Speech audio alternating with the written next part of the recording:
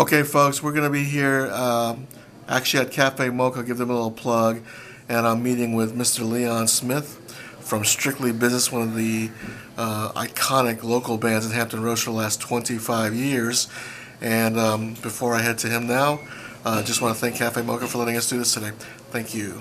And here we are. Mr. Leon Smith. Yes, sir. That is I. 25 years, Mr. Smith. That's, 1989 the band started? Yes, sir. And originally it was 4 members. Yes. The original 4 members were Ron Payton, Michael Hogue, Leon Smith, and myself, David Wilkinson III. And what was the genesis of the band forming? Well, I wanted to do something different than, every cover band plays the same music, the same genres. I wanted to do something a little different. I wanted to be the only band that could do everything. Everything from jazz, Latino, R&B, rock and roll, reggae, you name it. I wanted to do a little bit of everything. Where did you get that kind of sensibility from? I know you mentioned earlier that you had gone to school at Norfolk State and been in the Marching Spartans band, but what other influences kind of gave you that wide variety of the genre? Well, I was in a band called The Sensations before that with David Wilkinson, and it was more or less a wedding band. And we covered a lot of material, but we were somewhat limited because we could only play for certain occasions based on our musical selection. So I thought if I started my own cover band, I could do everything. I can play anywhere from an outside festival to a high-end wedding. Did your training allow you to play everything from sort of R&B to rock to pop? Like I see a lot of musicians and they're narrowly set to like one genre. I rarely see a band that can play so many different types of music. I come to one of your old shows, and you guys will do a Lady Gaga song and then an Aerosmith song or whatever. I mean, that's kind of incredible, the range. Where does that come from? Well, that's what my confidant, my business manager, Steve Green, and I got together and said, we'd like to continue to have that wow factor. When people hear a band, they'll walk past and hear you do a cover. Then they hear a couple of more songs, and there's so much diversity going on. A lot of people just stop in their tracks, and next thing you know, we got this huge crowd hanging around the band. A lot of people don't know that I was classically trained as a musician in my high school days. I read classical music. It was the 1977 Americans Who's among high school students. I made all-state band playing a euphonium. A euphonium is like a small tuba, and it has a trumpet sound and a baritone and a tuba sound mixed in one instrument. So I was classically trained. I sang in the madrigals, so I sight read music, write music, and I had all this expertise. And as I went to Norfolk State, I had the scholarship full ride in music and art. And my professor, Mr. Emery Fields, instilled something in me that still lives today, and that's the art of perfection and the pursuit of professionalism. You just can't replace that with, we'll just cover this song and just do enough just to people to recognize what the song is. I pay attention to detail, and there's certain laws. The KISS law is keep it simple, stupid. Right. Being on time is a big pet peeve of mine. You have to be on time. That's the first thing. You only get one chance to make a first impression. So those values kind of stayed with me from the beginning of 1989 to where we are now. And as far as, I guess the early days, it was mostly word of mouth as far as what got you guys gigs and got your name out there, or how did you promote the band? Well, it was kind of hard at the beginning because I had a lot of the agents, More Music Group, Southern Orchestra, Philly Fella, and a lot of the guys on the East Coast were telling me to have a little more color in your band. We were all African American at that time. I started the band, we were all African American, and we're still all African American. And what I did was something that was unheard of, to be able to cover, like you said, Aerosmith, Metallica to Robin Thicke, Pharrell. It takes quite a mixture of some of the area's top musicians to be able to pull that off. When you come see the band, you'll see a lot of moving around and switching. So we have a lot of diverse musicians that can play 2 or 3 different instruments and sing. So that kind of helps us out a bit. And so that requires you to sort of continue your training or to rehone your skills to pick up like a Bruno Mars song maybe. I mean, I know obviously there's really nothing completely original, but the sounds are slightly different, I guess. Oh yeah. Well, it's hard to be at this day and age to come up with an idea that's completely your own. We've been so much influenced by other artists. Our biggest influence with Strictly Bizzness is Earth, Wind & Fire, Chicago, James Brown, Prince, Morris Day and the Time, Bob Marley, the rock and roll status Jimi Hendrix. I said we were influenced by some of the giants of the industry that came out in the 40s and the 50s. Even big band, Frank Sinatra, Sammy Davis Jr., you name it, Stevie Wonder, Motown is really huge and is making a big comeback, and it never really left anywhere.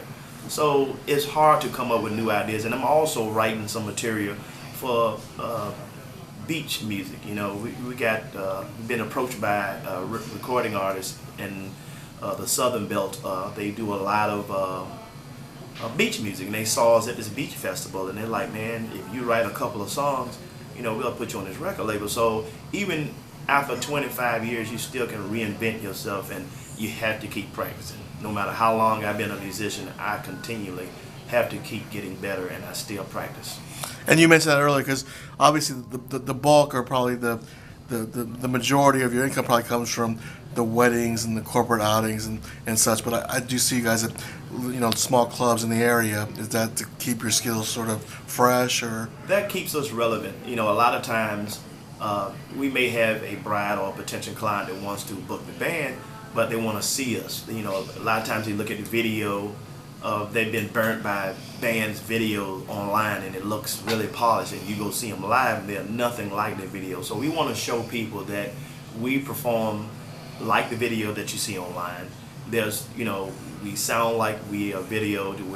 There's nothing fake about us. So when we play the local clubs, it gives a chance for our fans and friends to come out and support the clubs as well as support us. So, we love what we do, and to us, that's like giving back to the community per se. I know we get paid to do it, but like I say, the bulk of our income is generated through weddings and corporate events. On average, how many gigs do you think you do a year? Woo.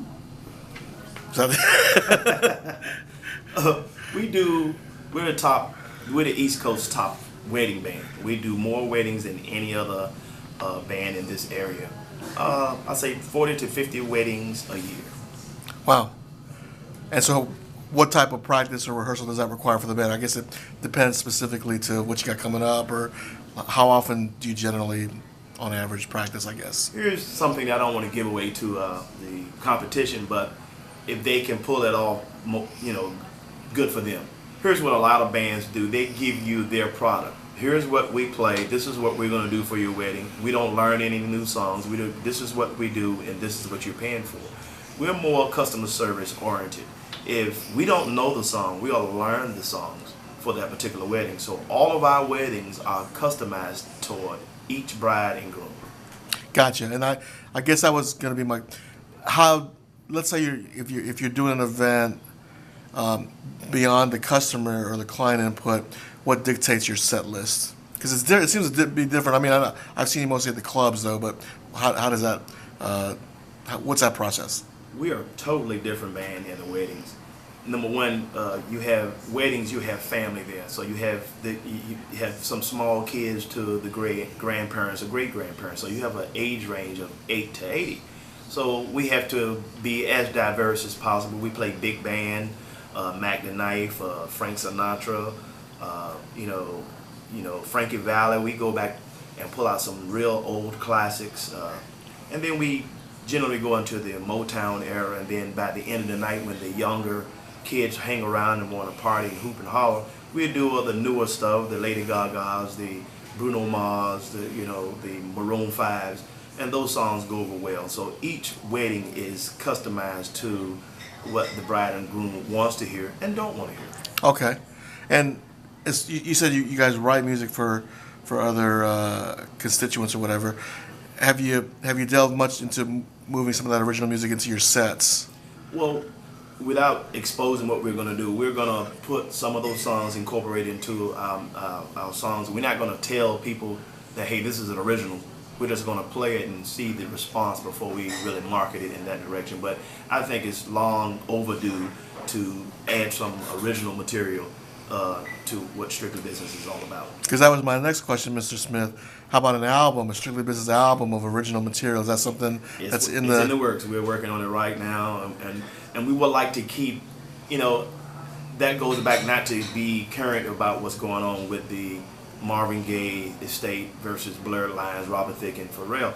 It's hard to write material without being influenced by some artists at some time, and the reason it's taking so long to get the right songs are we want to have the same energy and the same. We feature our horns. I've been playing with David Wilkerson III, the trumpet player, for 26 years now, and we have a horn section, which a lot of bands don't have a horn section. So we kind of feature the horns, and a lot of our original material is going to be based around our horn section and the strengths of the bands, our beautiful female vocalists and some of the strong male vocalists that we have in the band, and the guitar player, of course.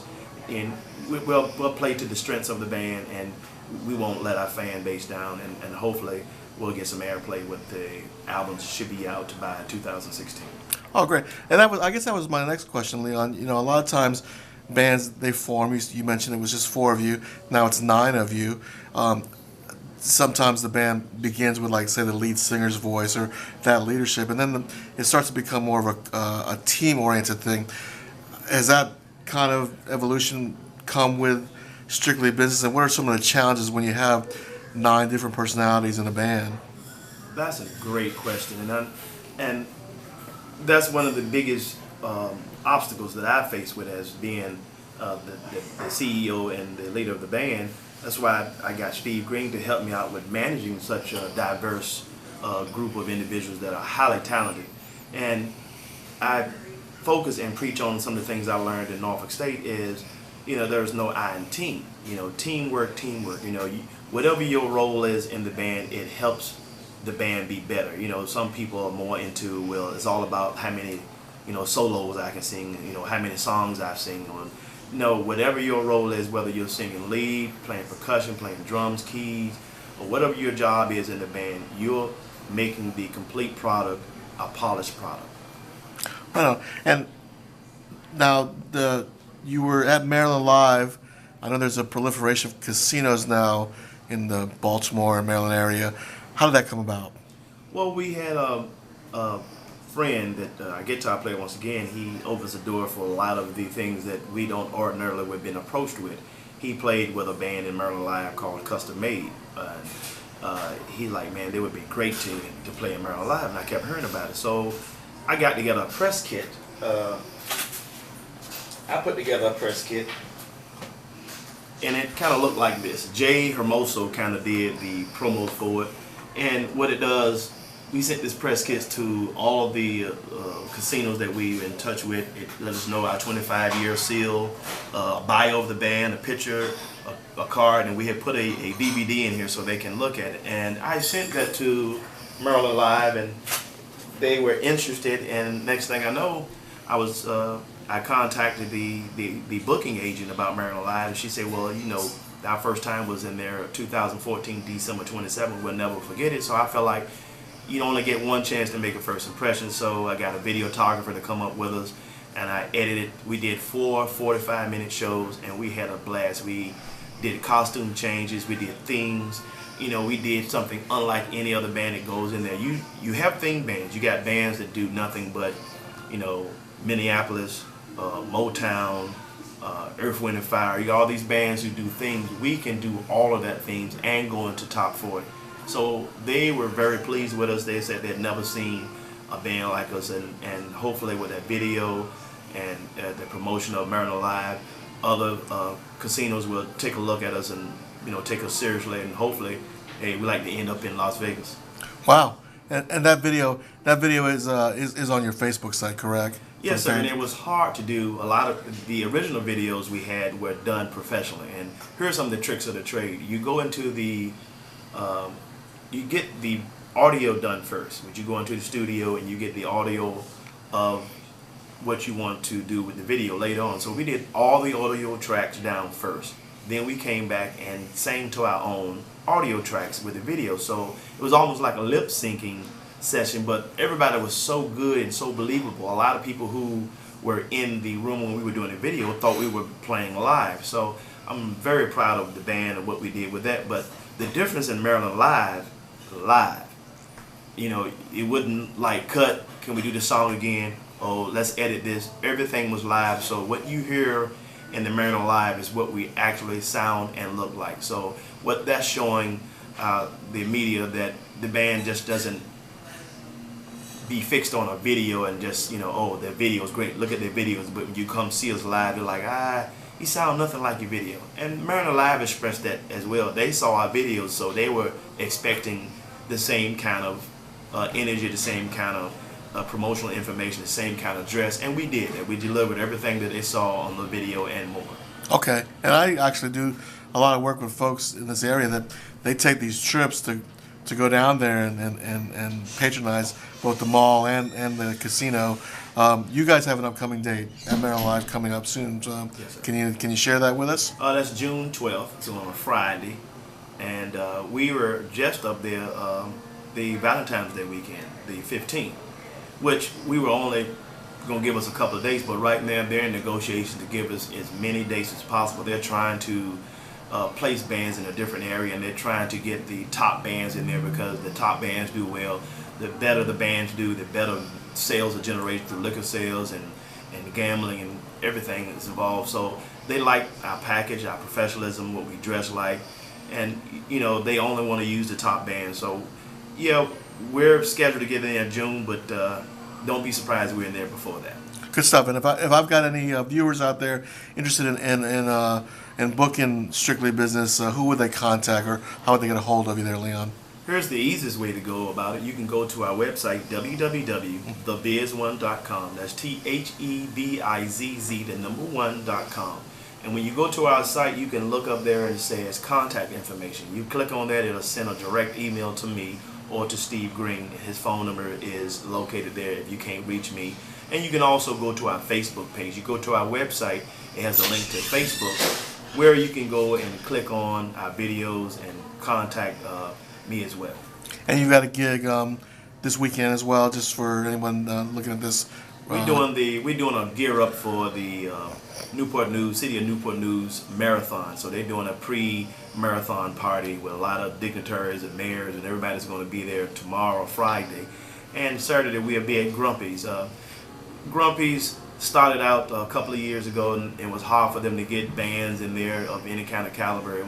And we like the owners in there, and we came in there and we did what I did. We do so much production behind a show. You know, we put up lights and strobes and smoke machine, and you want to make your experience, even though it's a local club, you want to make your experience like, hey, wow, what a great show. So we look at everything we do as if we're putting on a show.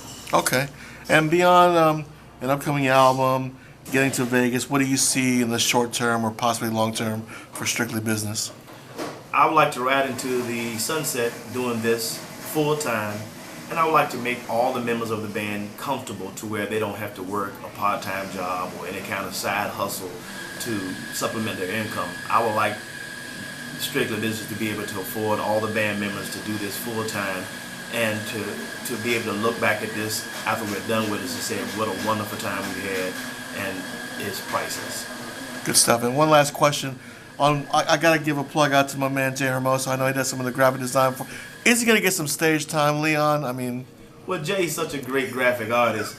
I'm working with him on singing, so he might be doing the next Bruno Mars album that comes out. So he doesn't know this yet, but Jay, get ready to get with Strictly Bizzness.